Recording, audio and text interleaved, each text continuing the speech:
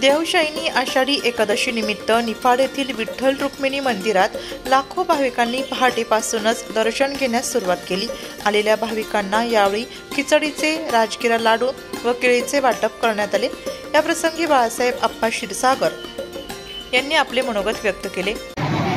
आज आषाढी एकादशीच्या निमित्तानं निश्चित मोठ्या प्रमाणात भक्तांचा उत्साह निफाड येथील विठ्ठल रुक्मिणी मंदिरामध्ये आहे आणि हा उत्साह बघितल्यानंतर निश्चित एक वेगळा आनंद या ठिकाणी भक्तांना मिळतो। शेवटी आध्यात्मिक ठेवण ही महत्त्वाची असते आयुष्यामध्ये आणि त्या दृष्टीने भाविक या ठिकाणी मोठ्या प्रमाणात या निफाडच्या विठ्ठल रुक्मिणी मंदिरामध्ये दर्शनाकरता आशीर्वादाकरता येत असतात आणि निश्चित आजचा उत्साह बघितल्यानंतर एक मोठी ऊर्जा निश्चित या निमित्तानं सर्व भाविकांना या ठिकाणी मिळत असते।